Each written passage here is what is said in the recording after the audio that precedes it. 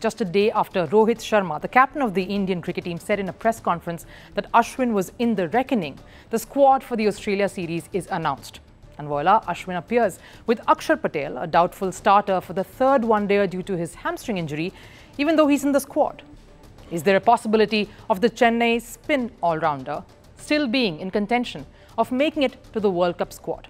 Now let's listen in to what Rohit had to say regarding Ashwin's inclusion at the PC last night alongside national selector Ajit Agarkar.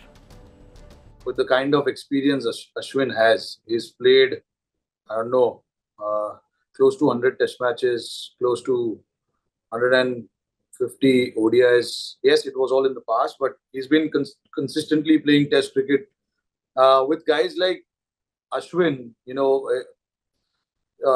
game time, having a time in the ground is not so much of a concern. Yes, which is why we thought if he's an option for us, we need to get him in. But with the kind of experience that he has, it's just for guys like him. It's all in the head, more than the body and stuff like that. So I thought, we made that decision of getting him in, speaking to him, understanding where he's at with his body and stuff like that. It's not like he's not playing cricket for the last year or so. Yes, he's not played the format, but he's been playing. He played test cricket recently in West Indies.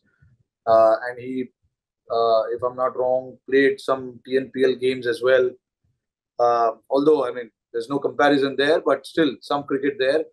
So, games here against Australia will give us a chance to look at where he's at and how he's bowling, how his body feeling and stuff like that. Now, the last time Ashwin played a one-day international for India was way back in January 2022. The only times Ashwin has played ODIs has been twice over the last 6 years. Now, why a World Cup spot, then you may think? We have come to know that despite not being in the squad, skipper Rohit Sharma has been in constant touch with Ashwin. So on Decode today, let's look at what makes this man so special. Someone who is invaluable when the pressure is on, as it will be come this Cricket World Cup in just days from now. So let's look at reason number one. Ashwin, the thinker, a mental cricketer. People close to him of course say that any challenge he takes up, he always tries to be the best. He gets into the detailing of every task. Nothing is on the surface level. For example, just hours after he was announced to be a part of the squad of the Australia ODI series, Ashwin played a 50-over club game in Chennai today. That's for his first division team MRCA in the VIP trophy. Just speaks of his mentality. He's wasted no time in doing a pre-test by playing a 50-over club game right after his inclusion. Another example, closer home. During COVID, he started playing chess from knowing nothing about the game. His friends say that he was terrible at the start, losing every single time he played. He practiced chess so hard that in 3 years, he's improved his game drastically. No wonder his wife Preeti in an interview famously said if he has had a bad day, he'll watch hundreds of videos and look for ways to improve. Now that's why we know him to belong where he belongs, and that's where all the problem solving comes from. A test to his mental grit. That leads me to reason number two. He's a master innovator. Someone like Ashwin has never settled for one routine in his bowling or the monotony of it. The bowling action, of course, we've noticed a few stark changes that he's made to his bowling action over the years. But I've learned that Ashwin has never settled for a single bowling action consistently. He keeps making minute changes every series he's played.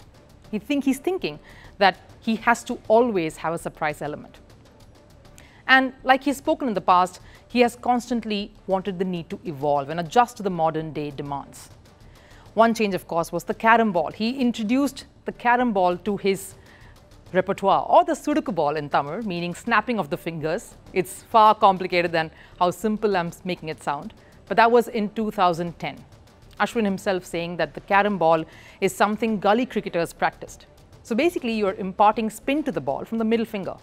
He said in one of his older interviews that his father had suggested offhand that he tried this and he had dismissed the idea, but gave it another serious thought and decided to do it.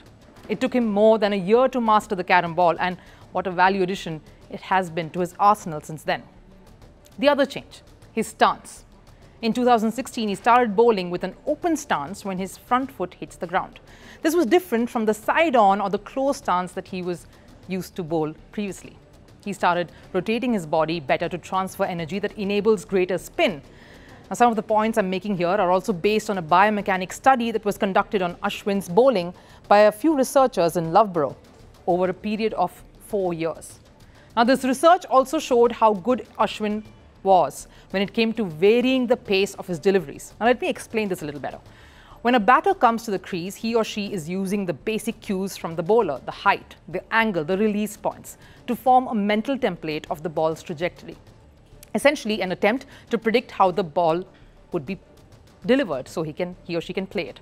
So the research showed that Ashwin's stock delivery was around 86 kilometers per hour. Ashwin always made subtle variations to this pace, close to that speed, to exploit the batter's indecisiveness. Basically, to play with their mental template of whether they had to step forward or play on the back foot. A key trait for bowlers with guile, and Ashwin has plenty of it. Now, speaking of guile, there's another reason that he's key, and that's been key to his success. He's focused on his batting, from being just a finger spinner to a handyman with the bat in all formats he's consistently played in. Now, I can remember instances straight away. The famous Sydney draw in the series against Australia, where he and Vihari batted for 5 hours to save the test. And of course, the very famous leave against Pakistan in the shortest format, when India needed 2 of 1, and in walks Ashwin. He did nothing dramatic but just left the ball. It called for a calm presence of mind to do that in a T20 World Cup match, pressure situation that gave India the win. A World Cup call-up looks a little outside the chance, outside the box, a little unlikely. And after all, you want to wish India has a fully fit squad. But there is reason why a 38-year-old Ashwin is still called up, despite not having played enough one-day internationals. In the last few years, in fact, Sri Lanka's World Cup winning captain Arjun Ranatunga, in an interview to a daily, said, and I quote, "They're looking more at the all-rounders like Ravindra Jadeja and Akshar Patel, but I personally feel that they should have someone like R Ashwin in the squad. If not in the 11, when he plays, he can be a match winner for you. He may be slightly older, he might be slightly slow in the field, but you need guys in the subcontinent who can contain and take wickets."